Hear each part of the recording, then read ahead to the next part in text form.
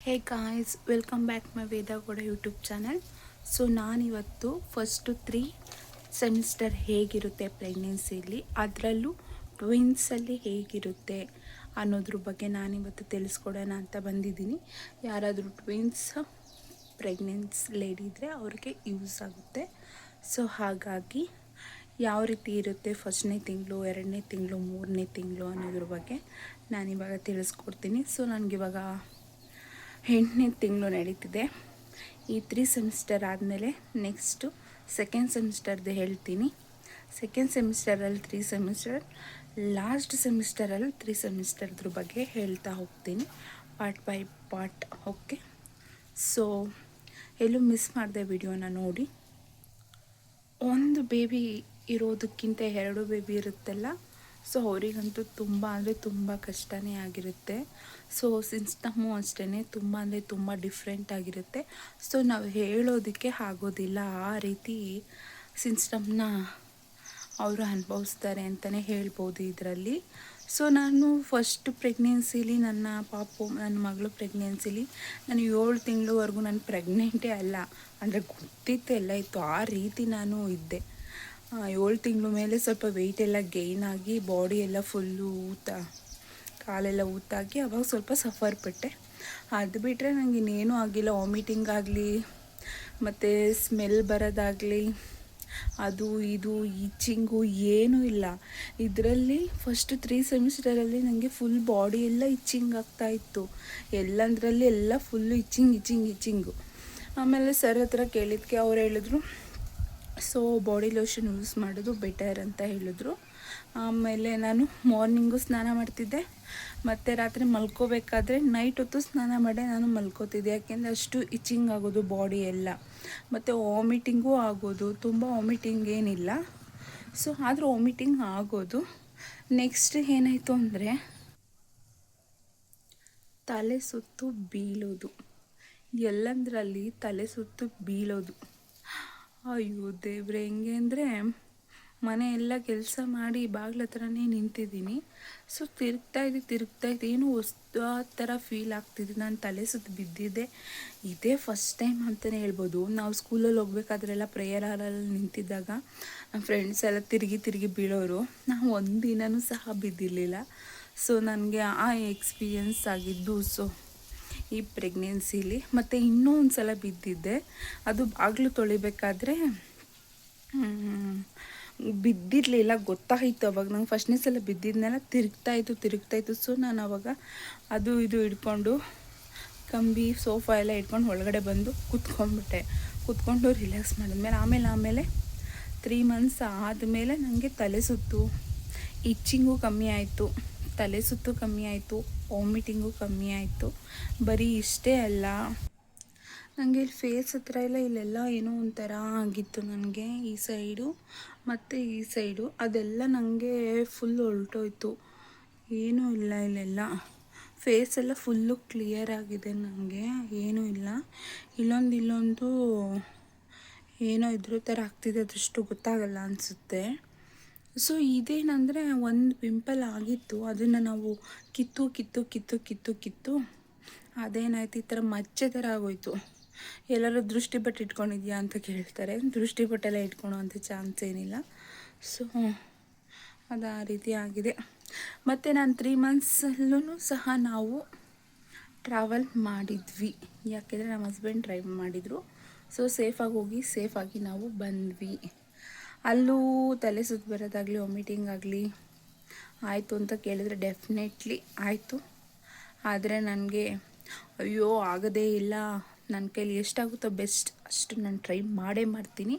ಹಾಗಂತ ನನಗೂ ಸಾಕಾಗಲ್ಲ ಅಂತಲ್ಲ, ನನಗೂ ಸಾಕಾಗುತ್ತೆ, ಸುಸ್ತಾಗುತ್ತೆ. ಆ ಟೈಮಲ್ಲಿ ನಾನು ಬಾಯಿ ಮುಚ್ಕೊಂಡು ಸುಮ್ಮನೆ ಕೂತ್ಕೊಂಡ್ಬಿಡ್ತೀನಿ ಅಷ್ಟೇ. ಸೊ ಆಗೋವರೆಗೂ ನಾನು ಪ್ರಯತ್ನ ಮಾಡ್ತೀನಿ, ಕೊನೆವರೆಗೂ ನಾನು ಟ್ರೈ ಮಾಡ್ತೀನಿ. ಸೊ ಆಗುತ್ತೆ ಇಲ್ಲ ನನ್ನ ಕೈಲಿ ಆಗುತ್ತೆ ಅನ್ನೋ ಥರನೇ ನಾನು ಟ್ರೈ ಮಾಡ್ತೀನಿ. ಸೊ ನಮ್ಮೂರಲ್ಲಿ ಅಥವಾ ಗೊತ್ತಿರೋರು ಫ್ರೆಂಡ್ಸ್ ಸರ್ಕಲಲ್ಲೆಲ್ಲ ಕೇಳ್ತಾರೆ, ನೀನು ಇಷ್ಟು ಆ್ಯಕ್ಟಿವ್ ಆಗಿದೆಯಾ ಈ ಪ್ರೆಗ್ನೆನ್ಸಿಲಿ, ಟ್ವಿನ್ಸ್ ಪ್ರೆಗ್ನೆನ್ಸಿಲಿ ಇಷ್ಟೊಂದು ಆ್ಯಕ್ಟಿವ್ ಅಲ್ಲ ಅಂತ. ಸೊ ಆ್ಯಕ್ಟಿವ್ ಆಗಿದ್ದಷ್ಟು ನಮಗೆ ಒಳ್ಳೆಯದು. ನಾವಿರೋದು ಹಸ್ಬೆಂಡ್, ನಾನು, ನನ್ನ ಪಾಪು, ನಾವು 3 ಜನ.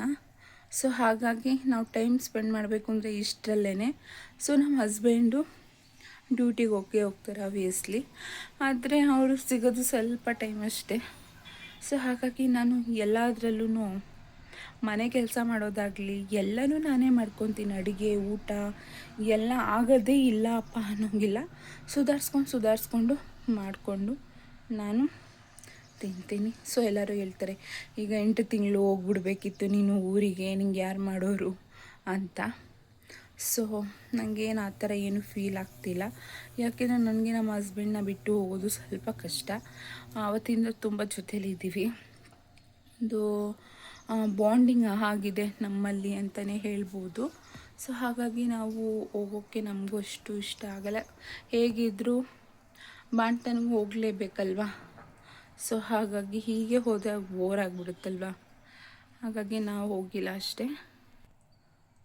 ಮತ್ತು 3 ಮಂತ್ಸ್ವರೆಗೂ ನಾನು ವೆಯ್ಟು ಏನೂ ಗೈನ್ ಆಗಿರಲಿಲ್ಲ. 3 ಮಂತ್ಸ್ ಆದಮೇಲೆ ವೆಯ್ಟೆಲ್ಲ ಗೈನ್ ಆದೆ. ಫುಲ್ ಕೆನ್ನೆ ಎಲ್ಲ ಊದ್ಬಿಡ್ತು, ಪೂರಿ ಥರ ಆಗಿಬಿಟ್ಟಿದೆ ನೋಡಿ. ಕೆನ್ನೆ ಎಲ್ಲ ಕೈ ಊದ್ಕೊಂಡಿದೆ, ಅಷ್ಟು ಕಾಣಿಸಲ್ಲ ಅನಿಸುತ್ತೆ. ಮೂಗು, ಕಣ್ಣಿನ ಮೇಲೆ ಕೆನ್ನೆ, ಕತ್ತೆಲ್ಲ ಫುಲ್ ಬ್ಲ್ಯಾಕು. ಕಾಲಂತೂ ನೋಡಿದ್ರೆ ನಿಜವಾಗ್ಲೂ ಹೆಂಗಾಗಿದೆ ಅಂದರೆ ನನಗೆ ಫುಲ್ಲು ಕಾಲು ಊದ್ಕೊಂಡ್ಬಿಟ್ಟು ರಕ್ತ ಹೆಪ್ಪುಗಟ್ಟುತ್ತಲ್ವ, ಮಧ್ಯದಲ್ಲಿ ಕಾಲು ಮಧ್ಯದಲ್ಲಿ ಹೆಪ್ಪುಗೆಟ್ಬಿಟ್ಟಿದೆ, ಬ್ಲ್ಯಾಕ್ ಆಗಿಬಿಟ್ಟಿದೆ ನನಗಲ್ಲಿ. Full pain. ಮಿಸ್ ಆಗಿ ನಮ್ಮ ಪಾಪು ಏನಾನ ತುಳಿದ್ಲು ಅಂದರೆ ನನಗೆ ಪ್ರಾಣ ಹೋಗ್ತಾ ಇರುತ್ತೆ.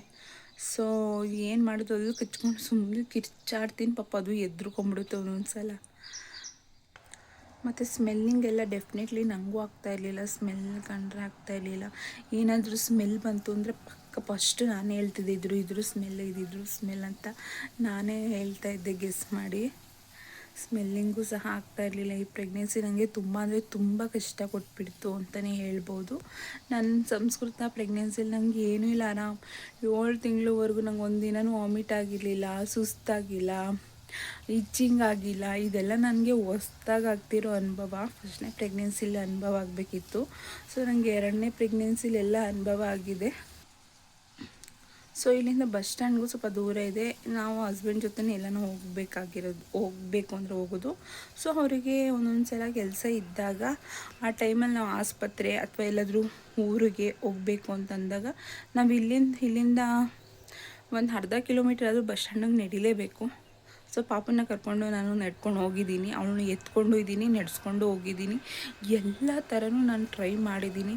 ನನ್ನ ಕೈಲಿ ಎಷ್ಟಾಗುತ್ತೋ ಅಷ್ಟು ಬೆಸ್ಟನ್ನು ನಾನು ಕೊಟ್ಟಿದ್ದೀನಿ ಅಂತ ಹೇಳ್ಬೋದು. ಈ ಪ್ರೆಗ್ನೆನ್ಸಿಲಿ ಎಲ್ಲರೂ ಹೇಳ್ತಾರೆ, ಅಯ್ಯೋ ನಮ್ಮ ಸೊಸೆದಿರೋ ಇಷ್ಟಕ್ಕೆ ಮಲ್ಕೊಂಡ್ಬಿಡ್ತಾರೆ, ಆಗಲ್ಲ ಅಂತಾರೆ, ಹಂಗೆ ಮಾಡ್ತಾರೆ, ಹಿಂಗೆ ಮಾಡ್ತಾರೆ, ನೀನು ಒಬ್ಬಳೇ ಇದ್ಕೊಂಡು ಆಗೋದೇ ಇಲ್ಲ ಅನ್ನಲ್ಲ ನೋಡು, ವಾರ ಎಲ್ಲ ಮಾಡ್ಕೊತೀಯಾ, ಅಡುಗೆ ಮಾಡ್ಕೊಂಡು ತಿಂತೀಯಾ, ಎಷ್ಟು ಆ್ಯಕ್ಟಿವ್ ಆಗಿರ್ತೀಯ, ಎಲ್ಲ ಕಡೆ ಎಲ್ಲ ಫಂಕ್ಷನ್ನು ಅಟೆಂಡ್ ಮಾಡ್ತೀಯಾ ಅಂತ ಎಲ್ಲ ಹೇಳೋದಿರಲಿ, ಹೇಳ್ತಾರೆ. ಸೊ ಹಾಗಂತ ಅವಳಿಗೆ ಸುಸ್ತೇ ಆಗಲ್ಲ ಅನ್ನೋದಲ್ಲ, ಮತ್ತು ನನ್ನ ಕೈಲಿ ಆಗೋದೇ ಇಲ್ಲ ಅನ್ನೋದು ಅಲ್ಲ. ನನ್ನ ಕೈಲಿ ನಿಜವಾಗ್ಲೂ ಸುಸ್ತೂ ಆಗುತ್ತೆ, ಆಗೋದು ಇಲ್ಲಪ್ಪ ದೇವ್ರೆ ಅನ್ನೋಂಗೂ ಆಗುತ್ತೆ. ಅದೆಲ್ಲ ಆಗಿದ್ದು 2nd ಸೆಮಿಸ್ಟರಿಂದ, ಅಂದರೆ 4 ತಿಂಗಳು ಮೇಲೆ ನನಗೆ ಆಯ್ತಲ್ಲ, 5 ತಿಂಗಳಿಗೆಲ್ಲ ಹೊಟ್ಟೆ ಬಂತಲ್ವ, ಅವಾಗಿಂದ ತುಂಬ ಅಂದರೆ ತುಂಬ ಕಷ್ಟನೇ ಆಯಿತು. ಸೊ ಆ ಸ್ಟೋರಿನ ನಾನು ನೆಕ್ಸ್ಟ್ ವಿಡಿಯೋದಲ್ಲಿ ಹಾಕ್ತೀನಿ. ಸೊ ಇದು 1st, 2nd, 3rd ಸೆಮಿಸ್ಟರ್ದು. ಟ್ವಿನ್ಸ್ ಇರೋದ್ರಿಂದ ನಮಗೆ ಭಯ ಆಗ್ತಿತ್ತು, ಹೇಗಿದೆ ಬೇಬಿ ಸ್ಕ್ಯಾನಿಂಗಿಗೆ ಹೋದಾಗೆಲ್ಲ. ಮತ್ತು ನನಗೆ ಏನೂ ಭಯ ಆಗ್ತಾ ಇರಲಿಲ್ಲ. ಡಾಕ್ಟ್ರ್ ಹತ್ರ ಹೋದರೆ ಟ್ವಿನ್ಸಾ ಅಂತ ಅವರೇ ಭಯಪಡೋ ಥರ ಹೇಳೋರು, ಏನೋ ಜಾಸ್ತಿ ಕೇರಿಂಗ್ ಮಾಡೋ ಥರ ನನಗೆ. ಸೊ ಏನಿಲ್ಲ, ನಾನು ನಾರ್ಮಲಾಗೆ ಇದ್ದೀನಿ, ಆ ಥರ ಏನು ಫೀಲೇ ಆಗ್ತಾ ಇರಲಿಲ್ಲ ನನಗೆ. 5 ಮಂತ್ಸ್ ಮೇಲೆ ಆ ಥರ ಟ್ವಿನ್ಸ್ ಅನ್ನೋ ಥರ ಫೀಲು, ಮೂಮೆಂಟ್ಸು ಎಲ್ಲ ಗೊತ್ತಾಗಿದ್ದು. ಸೊ ನನಗೆ ಇದರಲ್ಲಿ 4 ಮಂತ್ಸಲ್ಲೇ ಮೂಮೆಂಟ್ಸ್ ಗೊತ್ತಾಯಿತು, ಬಟ್ 2 ಮೂಮೆಂಟ್ಸು ಗೊತ್ತಾಗೋದಿಲ್ಲ.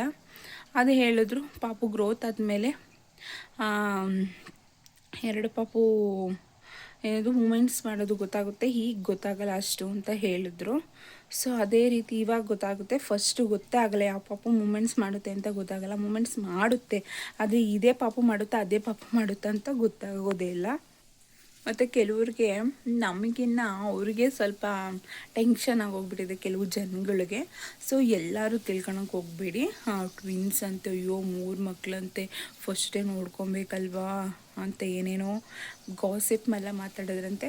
ಸೊ ನಮಗೆ ಸಾಕೋ ಅಂಥ ಕೆಪಾಸಿಟಿನೂ ಇದೆ, ನೋಡ್ಕೊಳ್ಳೋ ಅಂಥ ಕೆಪಾಸಿಟಿನೂ ಇದೆ. ಸೊ ನಿಮ್ಮ ಮಕ್ಕಳು 1 or 2 ಇರ್ತಾರಲ್ಲ, ಅವ್ರ ಬಗ್ಗೆ ನೀವು ಗಮನ ಕೊಡಿ. ನಮ್ಮ ಮಕ್ಕಳ ಬಗ್ಗೆ ಮೇಲೆ ಅಷ್ಟು ಗಮನ ಎಲ್ಲ ಬೇಡ ಅಂತ ನಾನು ಹೇಳ್ತೀನಿ, ಓಕೆನಾ? ನೀವು ಅವ್ರ ಬಗ್ಗೆ ಗಮನ ಕೊಟ್ಟು ಅವರ ಕೆರಿಯರ್ ಬಗ್ಗೆ, ಗ್ರೋತ್ ಬಗ್ಗೆ ನೀವು ಯೋಚನೆ ಮಾಡಿ. ನಮ್ಮ ಮಕ್ಕಳಾಗಲಿ, ನಮ್ಮ ಒಂದು ಫ್ಯಾಮಿಲಿ ಬಗ್ಗೆ ಆಗಲಿ ನೀವು ಯೋಚನೆ ಮಾಡೋ ಅಂತ ಏನೂ ಇಲ್ಲ. ನೀವು ಯೋಚನೆ ಮಾಡಿದ್ರೆ ನೀವೇನು ಬಂದೆ ನಮ್ಗೆ ಕೊಡ್ತೀರಾ ಅಥವಾ ನೋಡ್ಕೊತೀರಾ? ಈಗ ನೋಡಿ, ನನಗೆ 8 ಮಂತ್ಸು ಯಾರಾದರೂ ಬನ್ನಿ ಅಡುಗೆ ಮಾಡಿಕೊಡಿ ಅಥವಾ ಮನೆ ಕೆಲಸ ಮಾಡಿ ನೋಡೋಣ, ಅಷ್ಟೊಂದು ಕಾಳಜಿ ಇದ್ದರೆ ಆಗಲ್ಲ ತಾನೇ. ಹಾಗೆ ತೆಪ್ಪಗಿರಿ ಅಂತ ಹೇಳೋಕ್ಕೆ ಇಷ್ಟಪಡ್ತೀನಿ ಕೆಲವರಿಗೆ, ಮಾತಾಡ್ತಾರಲ್ಲ ಅವರಿಗೆ, ಓಕೆನಾ? ಬೇಜಾರು ಮಾಡ್ಕೊಬೇಡಿ. ನಾನು ಯಾರಿಗೂ ಹರ್ಟ್ ಮಾಡೋಕ್ಕೆ ಇಷ್ಟಪಡಲ್ಲ. ನನಗೆ ಯಾರಾದರೂ ಹರ್ಟ್ ಮಾಡ್ತಾರೆ ಅಂತ ನನಗೆ ಗೊತ್ತಾದರೆ ನಾನು ಮಾತ್ರ ಸುಮ್ಮನಿರೋದೇ ಇಲ್ಲ. ಹೇಗೆ ಅಂದರೆ, ಹಾವಿಂದೊಂದು ಉದಾಹರಣೆ ತೊಗೊಳ್ಳಿ. ಹಾವು ಮಲಗಿದ್ರೆ ಸುಮ್ಮನೆ ಇರುತ್ತೆ, ಅದಕ್ಕೆ ನನ್ನ ತೊಂದರೆ ಮಾಡಿದರೆ ಬುಸ್ ಅನ್ನುತ್ತಲ್ವಾ, ಹಾಗೆ ಅಂತ ತಿಳ್ಕೊಳ್ಳಿ, ಓಕೆನಾ? ಕೆಲವ್ರಿಗೆ ಮಾತ್ರ ಗೈಸ್, ಎಲ್ಲರಿಗೂ ಅಲ್ಲ. ಸೊ ಈ ರೀತಿ ಇತ್ತು ನನ್ನ first 3 semester. So next 3 semester ಬಗ್ಗೆ ನಾನು ಇನ್ನೊಂದು ವಿಡಿಯೋದಲ್ಲಿ ಹೇಳ್ತೀನಿ. ಓಕೆ, ಬಾಯ್ ಬಾಯ್. ಹಾಗೇನೆ ಫ್ರೆಂಡ್ಸ್, ಲೈಕ್ ಮಾಡಿ, ಸಬ್ಸ್ಕ್ರೈಬ್ ಮಾಡಿ ಮತ್ತು ಶೇರ್ ಮಾಡಿ ಅಂತ ಕೇಳ್ಕೊತೀನಿ. ಓಕೆ.